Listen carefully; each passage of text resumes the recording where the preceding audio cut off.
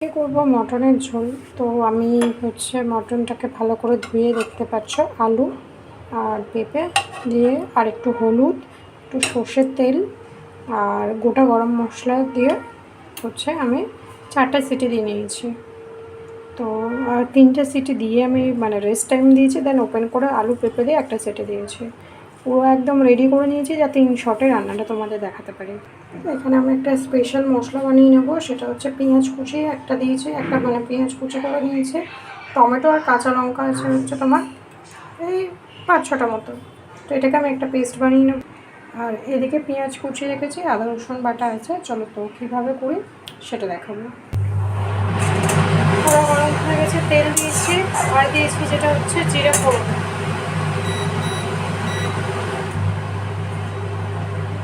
জিরেগুলো একটু লাল লাল হয়ে গেছে, এই যে আমি পেঁয়াজটা কুচিয়ে রেখেছি সেই পেঁয়াজটা দিয়ে দেবো।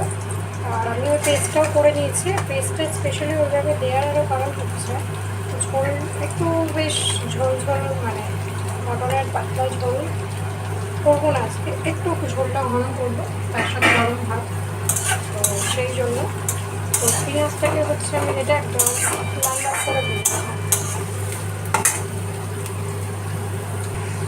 একটু নুন দিয়ে দিচ্ছি, পেঁয়াজটা তাড়াতাড়ি হয়ে যাবে, নরমও থাকবে, এবার গ্রেভিটা আমার সুন্দর হবে।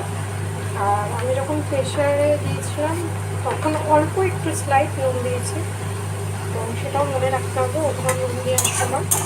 আর একটু হলুদ, সর্ষের তেল আর গোটা গরম মশলা দিয়ে আমি সেটে দিচ্ছি।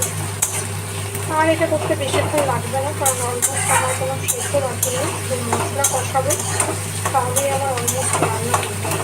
খুব তাড়াতাড়ি রান্না করার জন্য এটা হচ্ছে বেস্ট, এইভাবে রান্না করা।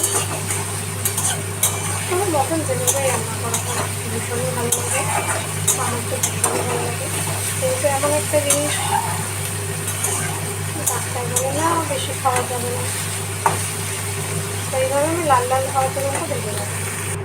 পেঁয়াজটা লাল লাল হয়েছে, এবার যে আমি পেস্টটা বানিয়ে নিয়েছিলাম পেঁয়াজ লঙ্কা টমেটো, সেটা আমি দিয়ে দিলাম। এটা কিন্তু টোটালি রান্নার যে ওভারঅল টেস্টটা সেটা কিন্তু চেঞ্জ হয়ে যায় পেস্টটাতে। তো এটাকে আমি ভালোভাবে ফ্রাই করবো একদম যতক্ষণ না এটার কালার আসছে ততক্ষণ। এর মধ্যে একেবারে আমি মশলা দিয়ে দেবো। এটা দিচ্ছি আমি আদা রসুন 1 চামচ দিলাম, আদা রসুন পেস্ট আর 1 চামচ আমি দিয়ে দিলাম, 1 চামচ দিয়ে দিলাম।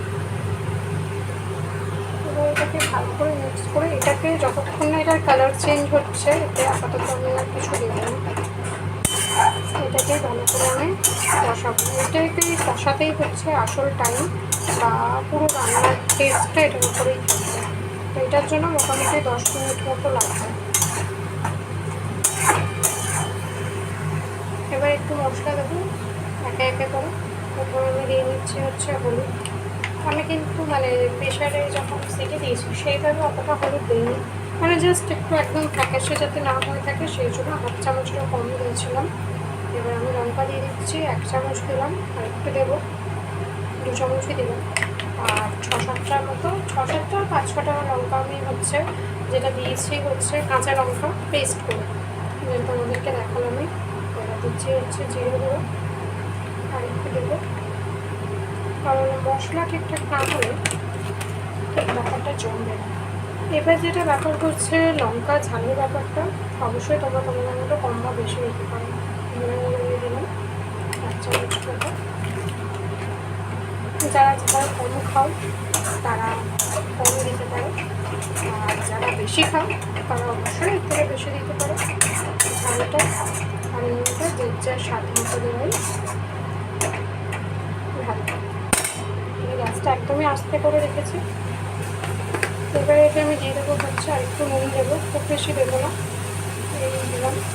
কারণ এখনও লাগবে, নুন লাগবে না সেটা না, কারণ পেঁয়াজে অল্প একটু নুন দেওয়া হয়েছে, প্লাস মটনেও যখন প্রেশার দিয়েছিলাম অল্প একটু আলুটা আমি একটা নুন দেওয়া নেই, তো ওগুলো কিন্তু নুন লাগবেই। জাস্ট মশলাটা কষানোর জন্য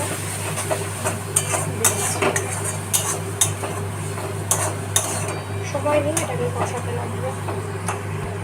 আমি স্লাইড একটু জল দিচ্ছি, একদমই অল্প। এটা ওই মশলাটা একটু মাটি ধুয়ে, এটা না দিলে ঠিক স্যাটিসফ্যাকশান আমরা যাই বলি। তোমরা অবশ্যই দাও, আশা করি। আমার তো না দিলে যেন মনে হয় কি দেবো, যদিও খুব বেশি ডিফার করে না ওটাতে তাও। এবার এতে আমি দেবো হচ্ছে কাশ্মীরি রেড চিলি পাউডার, আমি 2 চামচ মতো দেবো। আর এই কালারটা বেশ লাল লাল দিয়ে দেখতে সুন্দর লাগে। ঝাল হোক না হোক, যারা ঝাল পাখি খায় তারা কিন্তু লাল ঝোল খেতে পছন্দ করে, সেটার জন্য সেম তোর সাথে থাকতে হবে যতক্ষণ না এটা দিয়ে তেল বেরোবে, একটা স্মুথ গ্রেভি হবে ততক্ষণ। কারণ কি আমার সমস্ত কিছুই অলমোস্ট রেডি আছে। এটা রেডি হলেই আমাদের তার নেক্সট 10 মিনিট লাগবে বুঝে রান্নাটা কমপ্লিট হতে। অলমোস্ট কিন্তু রেডি হয়ে এসছে, সুন্দর কালার, সুন্দর থিকনেস চলে এসছে, যেটা আমার দরকার। এতে এবার আমি স্লাইড একটু দেবো, সেটা হচ্ছে যে স্টকটা আছে, মানে প্রেশারে সিটি দেওয়াতে সেটা। কারণ এটার যে ওভারঅল স্মেলটা পুরো তরকারির টেস্টটাই চেঞ্জ করবে। তো সেটাই আমি চামচে চামচে করে একটু একটু করে দিচ্ছি, কারণ খুবই গরম আছে। তোমরা চাইলে হাতা দিয়েও দিতে পারবো, ঢেলেও দিতে পারবো, সেটা ব্যাপার না, সেটা বড় কথা না। আমার ভীষণই গরম লাগে, গরমটাকে ধরতে। একদম গ্রেভিটা সেই ব্যাপার হয়ে গেছে, সুন্দর একটা স্মেলও আসছে যেহেতু স্টকটা দিয়েছে। তো এখানে আরেকটু স্টক দেবো, দেখো দিয়েছে। পেস্ট যেটা গাও ব্যাপার চলে আসে।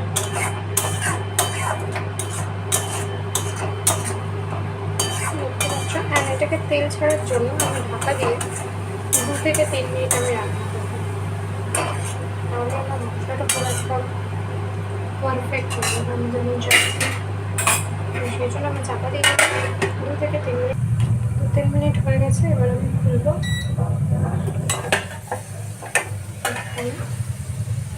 দেখতে পাচ্ছ কেমন লাগছে ব্যাপারটা।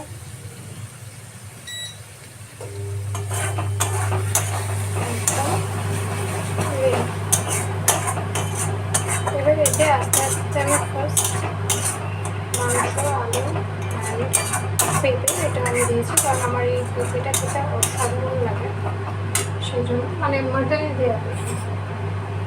এবার আস্তে আস্তে এতে আমি সব মাটন, আলু, পেঁপে সব তুলে তুলে দেবো।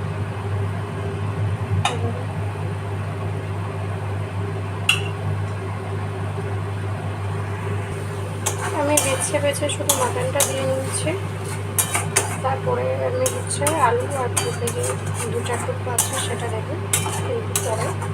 তার আগে মাটনটা একটু ভালো করে নাড়িয়ে কষিয়ে নেব।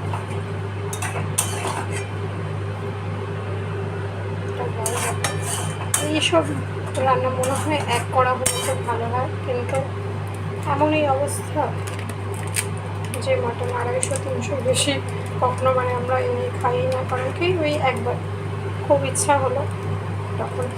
আমার তো মনে হয় যারা এক কড়া মাটন খেতে পারে সত্যি তারা খুব লাকি। এবার আমি দিয়ে দিচ্ছি হচ্ছে সানরাইজের মিট মশলা, এই যে প্যাকেট, অল্প একটু আছে তো মোটামুটি পুরোটাই দিয়ে দেবো। দিয়ে দিয়েছি মাটন মশলা। এবার গ্যাসটা আস্তে ছিল, গ্যাসটা জোরে দেবো, আমি ভালো করে আমি করে দেবো।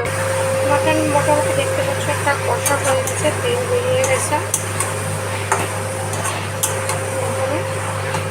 এবার এটা আমি দিয়ে দেবো আলু আর পেঁপে, যেটা পুরোই রেডি বলা যেতে পারে, আর আলাদা কিছু করার নেই।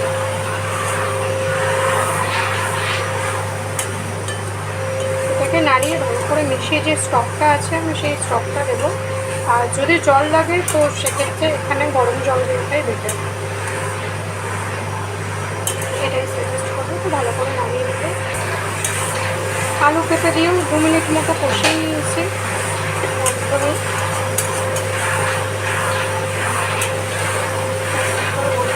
এবার যে স্টকটা আছে আমি পুরোটাই